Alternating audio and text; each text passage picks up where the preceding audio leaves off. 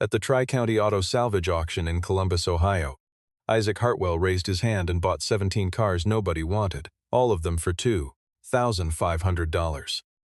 Laughter swept the room. The loudest came from Giselle Vance, CEO of Heartline Motors, standing near the press section with a smile sharp as cut glass. "You just bought $2,500 worth of scrap metal," she said, loud enough for everyone to hear. "Hope you kept the number for the nearest junkyard." A phone camera caught every second of it. Isaac signed the paperwork and walked to his truck without a single word. He knew something no one else in that room knew. 30 days later, Giselle Vance would drive herself to find him. What was hidden inside those 17 cars? Stay with this story. The ending is something nobody saw coming. The Tri-County Auto Salvage Auction ran 4 times a year in a converted warehouse on the eastern edge of Columbus. Most of the regulars were small-time dealers looking for project cars, a few collectors chasing long shots, and the occasional mechanic who could tell a good frame from a bad one just by crouching down and looking.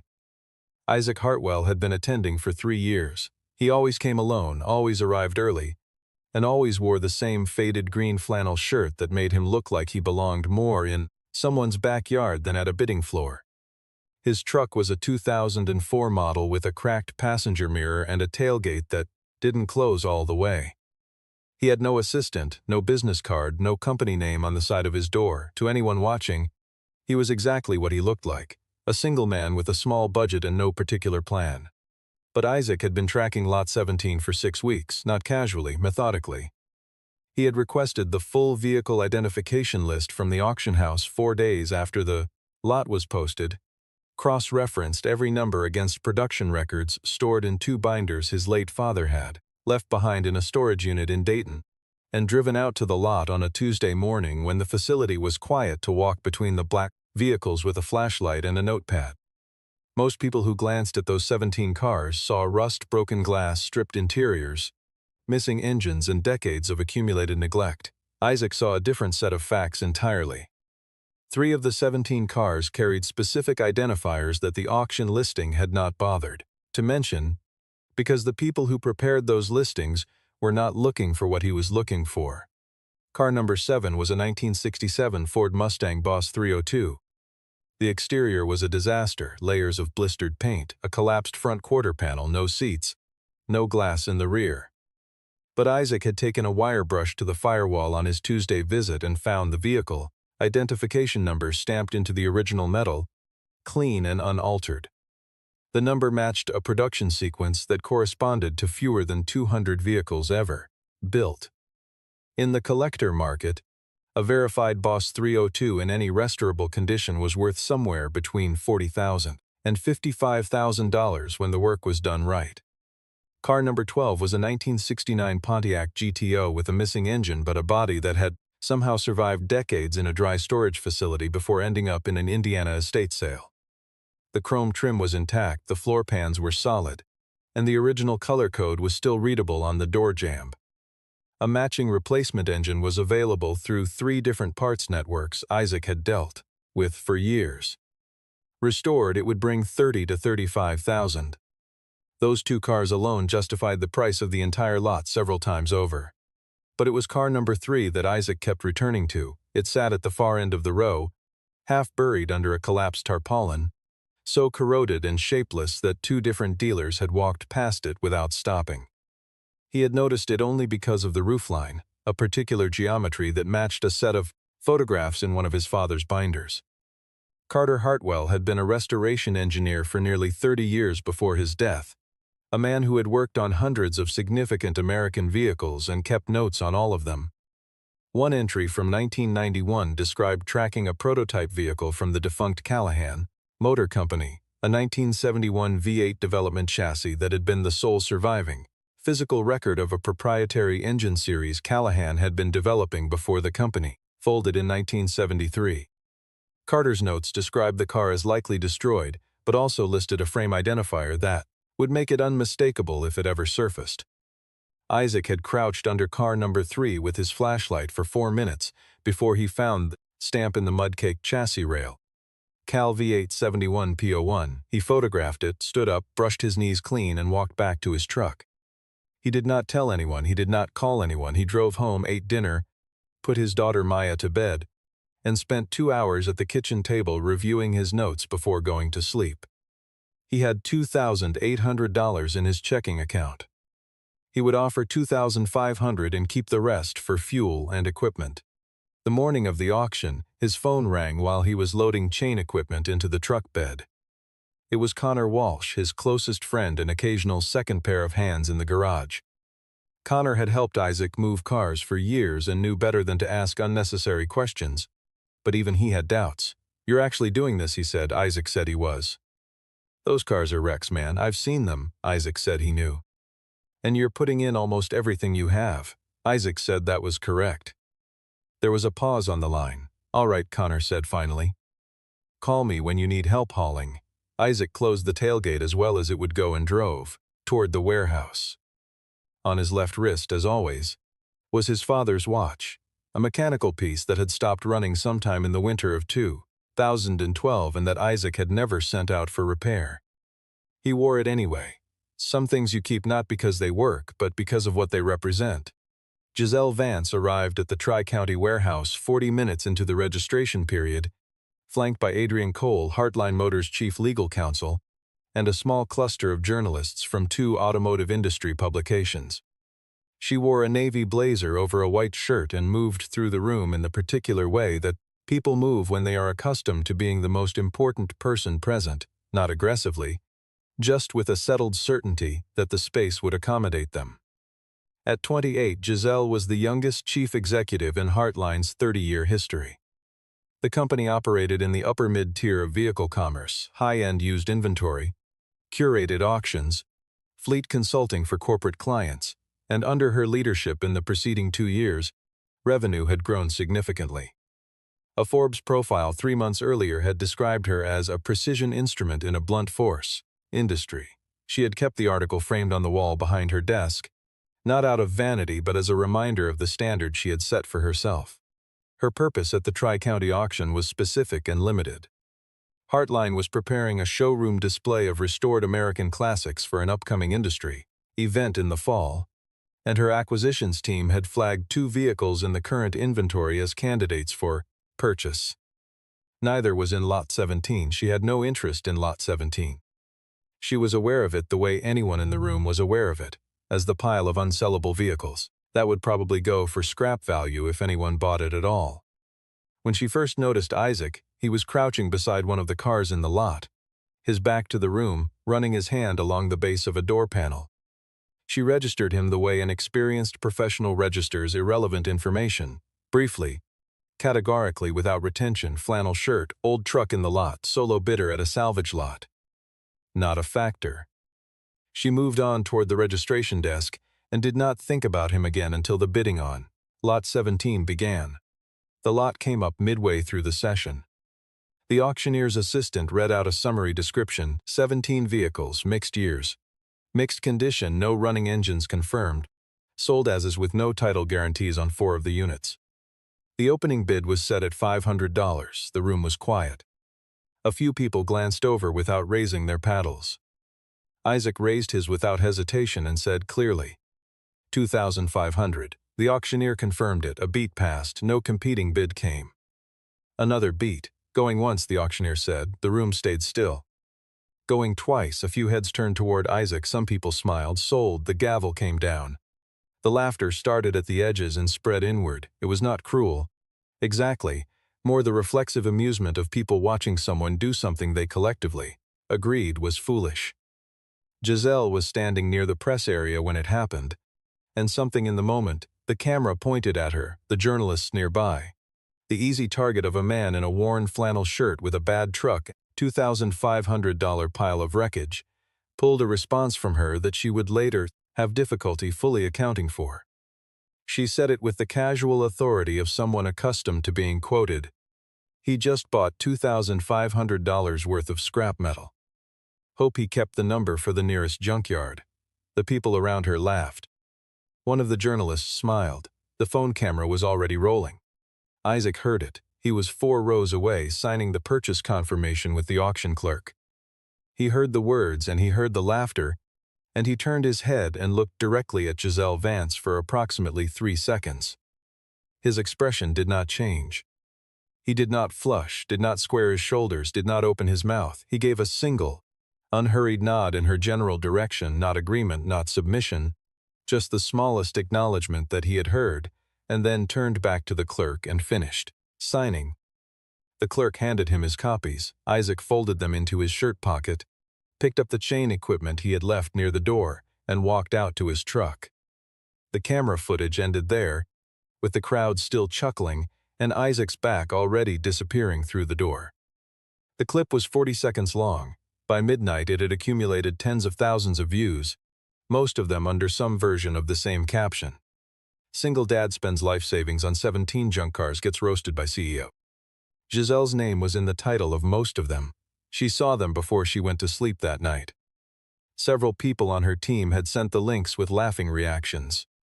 She responded to none of them and set her phone face down on the nightstand. It felt like the end of the story.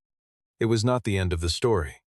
Isaac spent the next 2 days with Connor, moving all 17 vehicles to a rented garage space in an industrial lot 8 miles east of downtown Columbus. The building was wide, metal-roofed, and cheap, with enough floor space to park all 17 cars in 2 rows with room to walk between them. Connor helped run the tow chain and back the hauler and said very little until the last car was inside and the overhead lights were on.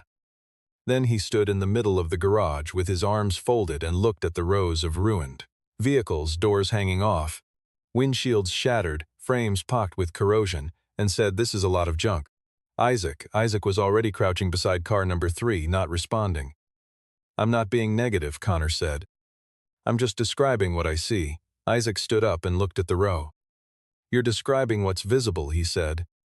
"That's different from what's there." He handed Connor a clipboard with a numbered inspection chart and told him to start at the far end. They worked through the list systematically over the following 4 days. Isaac applied the same method his father had taught him. No assumptions, no shortcuts. Full inventory before any decision about priority. He began with the vehicles he expected the least from, working outward toward the ones he knew mattered. Each car got a full walk-around, a floor pan inspection, a check of the VIN plate and any visible identification markings, and a notation in the clipboard chart. Isaac worked in silence. Connor worked alongside him and asked questions when he had them, and Isaac answered without condescension, the way someone answers when they genuinely believe the other person is capable of understanding the full answer. Most of the 17 cars confirmed what the auction listing had implied. Some were worth parting out. Some had usable chassis components. A few had specific hardware that smaller restoration shops would pay for. He noted each one and set his estimates. Then he reached car number 7. He worked the grime off the firewall with a solvent cloth and a wire brush, uncovered the stamped number, photographed it, and called a collector in Detroit named Marcus who had been hunting a verified Boss 302 for 3 years. Marcus called back within 20 minutes. His voice was controlled but not quite steady. He asked twice if Isaac was certain about the stamp. Isaac read the number aloud both times. Marcus said he could come down by the weekend and asked what Isaac needed to get it to him. They discussed terms after the call. Isaac sat for a moment on an overturned bucket and did a rough calculation on a notepad. Just the Mustang alone, he circled the number. Car number 12 took longer. The engine cavity was empty and had been for some time, but when Isaac opened the door and inspected the data plate on the door jamb, the original color code and production sequence were readable. He took measurements of the floor pans, knocked on the inner sills, checked the firewall mounting points. The structure was solid. He had a contact in St. Louis who dealt in period-correct replacement engines for exactly this model year, a man who maintained a private inventory and who did not advertise publicly. Isaac sent him a message with the specifications. The reply came that evening. The engine was available. Delivery within 10 days. The cost was manageable against the projected resale margin. He added car number 12 to his priority column. And then there was car number 3. Isaac waited until Connor had gone home before he uncovered it fully. He worked the crusted mud off the chassis rail with a stiff brush and a slow application of solvent, not rushing, not forcing. The stamp emerged letter by letter out of the muck. Cal V871 P01. He pressed his thumb against the cold metal to confirm the depth of the impression. It was original. He took a fresh set of photographs with his phone, then opened his laptop and pulled up a scanned file of his father's engineering notes, pages typed, and handwritten and annotated across 3 decades of work. The entry about the Callahan V8 prototype was 12 pages long. Carter Hartwell had first encountered references to the vehicle in 1988 while working on a related documentation project for a private collector. He had traced the production records through 2 acquisitions and 1 company dissolution, eventually concluding that the physical vehicle had most likely been lost in a facility disposal in Indiana sometime in the late 1980s. But he had also written in his careful, unhurried handwriting at the bottom of the last page, "If the chassis survived, it will carry Cal V871P01. That stamp is the only proof of its identity that cannot be fabricated." Isaac read that line twice. He closed the laptop. He sat in the garage for a while without moving. He did not make any calls that night. He set the alarm for 5:30, drove home, and went to sleep. By the end of the first week, the rough calculations on Isaac's notepad had grown into a full projection table. Even being conservative, assuming problems with the replacement engine delivery, assuming lower than expected prices on the 12 secondary vehicles, assuming no unusual demand, the numbers were well above $200,000. If the Mustang came in as expected, if the GTO restoration held its estimate, and if the Callahan represented even a fraction of what Isaac suspected it might be worth to the right buyer, the total picture was something he had not allowed himself to think about until it was written down in front of him. He sat with the numbers for a long time, then he folded the paper in half, put it in the binder with his father's notes, and went back to work. What Isaac did not know, had no reason to know, was that inside the offices of Heartline Motors on the other side of Columbus, a file had been open for 8 months with his car's name on it. Heartline was 18 months into a $200 million federal lawsuit against Legacy Engine Group, a mid-sized powertrain manufacturer based in Michigan. The core of the case was a claim of derivative design theft. Heartline's legal team argued that the foundational architecture of Legacy's current commercial V8 engine family had been lifted, without authorization, from a proprietary prototype design that Heartline had acquired through a chain of corporate mergers stretching back to the early 1980s, a chain that included, at its origin point, the intellectual property portfolio of the Callahan Motor Company, dissolved in 1973. The prototype in question was the 1971 Callahan V8 development chassis. Adrian Cole had assembled a documentary case that was substantial but not definitive. Legacy's legal team had introduced sufficient ambiguity into the paper trail to keep the judge uncertain, and the central hearing was now 47 days away. What Heartline needed to resolve that ambiguity was physical evidence, a material artifact bearing the original Callahan development markings, something that could not be dismissed as a document reproduction or a chain of custody assumption. What they needed specifically was the chassis. And for 8 months, Adrian Cole had believed the chassis did not exist. He had traced the vehicle through 6 states and 3 private collection sales, eventually arriving at a disposal manifest from an Indiana facility dated 1989. The manifest listed a 1971 prototype frame under a partial identifier that matched the Callahan records closely enough to satisfy his research team. He had presented this to Giselle as a closed finding. The physical evidence avenue was exhausted. They would proceed on documentary grounds and accept the elevated risk. Giselle had read the memo, asked 3 precise questions, received 3 precise answers, and moved on. The file stayed open only in the technical sense. It had never been formally closed because the case itself was ongoing. The night after the auction, Adrian had gone home, set his bag down, poured a glass of water, and turned on the television. The clip appeared on his feed before he reached the remote. He watched it once, he watched it again, he did not laugh.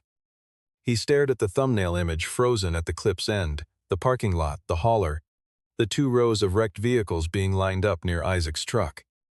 In the background of the thumbnail, car number 3 was partially visible. Its specific roofline geometry, the particular proportion of the windshield rake, the shape of the engine hood. Adrian had spent 8 months looking at photographs of the Callahan prototype.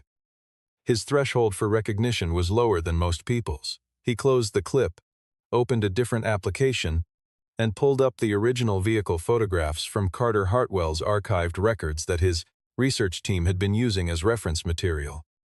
He looked at the roofline in the archive photo. He looked at the roofline in the thumbnail. He closed the application, went to his kitchen, and stood there for approximately 2 minutes doing nothing. Then he went to his home office, opened the auction house website, and navigated to the Lot 17 listing. Car number 3 was described as 1971 V8 prototype. Unidentified manufacturer, frame and body only. He read it twice. He found the chassis dimension specifications that the listing agent had entered as standard fields. They matched. He did not sleep well that night. In the morning, Adrian arrived at Heartline's offices before Giselle and pulled up the full auction records to confirm the buyer information. He called the technical director at 7:15. Does the Callahan V8 chassis carry a frame identifier? What prefix does it use? The answer came back within 3 minutes, Cal V871. Adrian thanked him and ended the call. He printed a single page from the auction records, walked down the hall to Giselle's office, and set it on her desk when she arrived. "We have a problem," he said. She read the page. The room was quiet for a long time. Then she said flatly, "Find me his contact information." The first approach was clumsy, and Isaac recognized it immediately. On the 10th day after the auction, 2 men arrived at the garage wearing clothes that were slightly too new and asking questions about parts sourcing with the specific inexpertise of people who had been briefed on what to ask but did not actually know the subject. One of them kept glancing toward the covered shape at the back of the garage. Isaac answered their questions with complete courtesy and zero information. He confirmed that he was not currently selling anything from the lot. He thanked them for stopping by. He watched them back out of the driveway and told Connor, who was buffing the Mustang's driver's side panel, "They'll send someone with more authority in about 3 days." Connor looked up. "Heartline?" Isaac nodded. "So they found out about the Callahan." Isaac said it was a reasonable assumption. Connor said, "You're not worried?" Isaac thought about this for a moment. "About what exactly?" he said, and went back to work. While the legal positioning was happening across town, Isaac's actual work was producing results. He had prioritized 7 vehicles from the secondary group for rapid processing. 2 of them required only mechanical cleaning and minor bodywork and were sold within the first 10 days to a local dealer who ran a small lot on the west side. 3 others went through the forum network Connor had posted to, a community of dedicated collectors who valued verified provenance over cosmetic presentation. The forum post was simple: a few photographs, the work completed, the asking price. No storytelling, no sales language, the responses came quickly. The quality of the work was not what forum members expected from the story they had been following, and they had been following it. The clip had circulated in the collector community alongside commentary from people who actually understood what it meant to pull a viable chassis from a salvage lot. The reaction there was different from the general reaction. Several experienced collectors had watched the clip and said, privately and then publicly, that the man in the flannel shirt had known exactly what he was doing. Connor's forum posts were the confirmation. The photographs showed work that was meticulous and unhurried, the kind of restoration that prioritized accuracy over speed, that replaced what needed replacing and preserved what did not, that treated the original engineering of the vehicle as something worth respecting rather than something to be concealed under fresh paint. Several collectors responded in the thread to say they had assumed the clip was the whole story and were now revising that assumption. A few asked if there was additional inventory available. Connor replied that updates would be posted as work was completed. The thread kept growing. By day 14, the total cash received from the lot was $18,500. By day 18, it was pushing $26,000 as the Mustang sale with Marcus from Detroit was finalized. Collector drove down, spent 40 minutes with the car, made 3 phone calls to verify the identification number through his own network, and then wrote a check. The number on the check was $48,000. Isaac deposited it at the branch on Henderson Road, drove home, sat at the kitchen table, and looked at the balance on his phone screen for a while.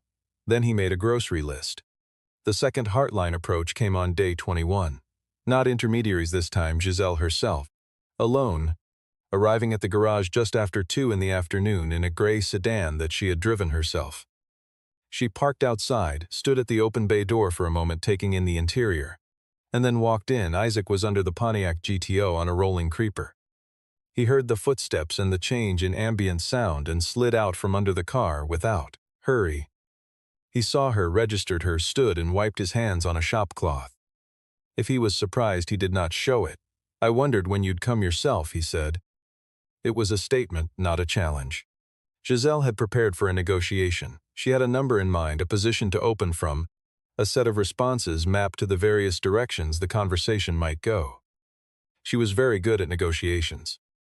What she had not prepared for was standing in a working garage and looking at 9 restored or in-progress vehicles arranged in careful rows, each one representing a level of craft that had nothing to do with her assumptions about the man who had bought them. She took a moment longer than she intended before speaking. "We're interested in purchasing car number 3, she said. $15,000 transferred today. Isaac looked at her without expression. "No," he said. She adjusted. 50,000. He said no again with the same flat simplicity, as though they were discussing the weather. She recalibrated. This was not a man holding out for a higher number. She tried a different approach. "What do you know about it?" she asked. He crossed the garage floor to where the Callahan sat under its tarpaulin, folded back one edge, and shone a work light on the chassis rail. The identifier stamp was fully visible in the light, clean, deep, unmistakable, Cal V871P01. He held the light steady and looked at her face while she read it. "I know it's the only one," he said. She was quiet for several seconds. "Why won't you sell?" she asked. Her voice had shifted. The executive register was still there, but something underneath it had changed texture. Isaac covered the car again and turned to face her. "Because I know what it's worth to Heartline Motors specifically," he said. "And you know I know." She left without agreeing to anything. It was the first time in several years she had walked away from a meeting without controlling its outcome, and the feeling stayed with her on the drive back. The next 4 days involved escalating pressure from both sides. Adrian sent a formal written offer to Isaac through a courier, $75,000, structured with specific conditions around timeline and transfer documentation. 2 days after that, a different letter arrived, this one on legal letterhead, citing language about Isaac's property being potentially subject to evidentiary considerations in pending litigation. Isaac took both letters to a local attorney named Wallace, who spent 20 minutes reviewing them and then told Isaac that the evidentiary language in the second letter was, in his professional opinion, a bluff. The vehicle had been legitimately purchased at a public auction and no court order existed or had been applied for. Isaac owned the car. He was under no obligation to sell, cooperate, or respond. Isaac thanked him, paid his consultation fee, and drove back to the garage. What he did next surprised Connor, who had been quietly watching the pressure accumulate for days. Isaac called Adrian Cole's direct number, which he had found on the Heartline corporate website. Adrian answered on the second ring. Isaac identified himself and then said, without preamble, "I want you to tell your CEO something." The other side, Legacy, made contact through an intermediary 3 days ago. They offered me $180,000 to make the car unavailable before the hearing. I turned it down. I'm telling you this because you should know the landscape you're operating in. I won't be selling to Legacy and I won't be helping them, but I'm not going to be pressured into selling to Heartline either. Adrian was silent for long, enough that Isaac wondered if the line had dropped. Then Adrian said slowly, "Why are you telling me this instead of keeping it as leverage?" Isaac said. "Because I'm not interested in winning by letting someone else lose in a way that's worse than necessary." Another silence. "I'll relay this to Ms. Vance," Adrian said. Isaac said thank you and ended the call. The Mustang auction on day 28 generated coverage that Isaac had not anticipated and would not have sought. He had brought the car to a small collector event at a venue in the Short North neighborhood, kind of event where 50 or 60 people who knew what they were looking at could evaluate the work properly. 3 journalists who had been tracking the lot story from the beginning were present, either by chance or by following the forum activity. When the Mustang sold for $52,000 to a collector from Chicago who had been on the phone with Marcus from Detroit the night before, The room reacted in a way that a room full of people who understood the significance would react, with the specific quiet appreciation of people seeing a thing done correctly. The journalists posted their accounts within hours. The numbers in the coverage were accurate. A verified Boss 302 fully restored, sold for $52,000 from a lot purchased entirely for $2,500 by a man who had been publicly mocked for buying it. The story did not require embellishment. The math spoke in plain language. By day 28, 15 of the 17 vehicles had been sold or were committed. Isaac's total receipts from the lot, calculated on the workbench notepad that had replaced the kitchen table projections, stood at $183,000. 2 cars remained. The Pontiac GTO was 3 days from completion. The Callahan sat at the back of the garage, covered, untouched since Isaac had shown it to Giselle. Giselle read the coverage from her office with the hearing 19 days away and the projection from Adrian sitting on her desk showing a best-case probability of 42% without physical evidence. She turned her chair toward the window and looked at the Columbus skyline for a while. Then she asked her assistant to find an open slot in her afternoon. She came back to the garage on day 29 in the early evening. Just as the last light was going flat outside the bay doors, she was not wearing the blazer. She had left Adrian at the office. She stood in the doorway with both hands in the pockets of her jacket and said, when Isaac looked up from the GTO, "I need to talk to you honestly." Not as a negotiation. He put the socket wrench down and looked at her for a moment. Then he gestured toward the 2 folding chairs near the workbench and said, "All right." She told him everything. Not the executive summary she had been delivering to investors and board members, but the actual shape of it, the 8 months of searching, the documentary case that was almost strong enough but not quite, the hearing in 19 days, what a loss would mean for Heartline's core IP portfolio and for the people who had built their careers around it. She told him that the car represented something his father had also understood to be significant, which was not a manipulative observation but simply an honest one. And then she said, "What do I need to offer you?" Isaac leaned back in his chair. He was quiet for long enough that the ambient noise of the industrial lot, a distant forklift, a loading dock, traffic on the overpass became audible in the pause. Then he said, "Do you want to know why I bought that lot?" She said she did. He did not tell her the full story, but he told her the parts that mattered, the binders, the notes, his father's handwriting at the bottom of 12 pages of research, the watch on his wrist that still had his father's fingerprint worn into the crown from 30 years of winding. He was not asking for sympathy. He was answering a question with information that was true. $95,000 for the car, he said. She began to respond and he continued. And one condition that has nothing to do with the money. Heartline Motors funds a vocational training program in classic auto restoration at Columbus Trades. $50,000 per year for 3 years. No press release required, no naming rights, no association with me, just the program running, teaching people who want to learn the work. Giselle looked at him for a moment that was longer than most of their previous exchanges. She had negotiated with people worth hundreds of millions of dollars and had never heard a condition structured exactly this way, not toward personal recognition, not toward reciprocal business advantage, simply toward a thing continuing to exist. "Why not ask for a public apology?" she said. "You're owed one." Isaac thought about this. "I don't need that," he said. "You don't owe me the words. I think you already know you were wrong." "You knew it before tonight." Something in Giselle's face changed, not dramatically, not with any particular visible emotion, just a shift in the quality of how she was holding the expression. "Yes," she said.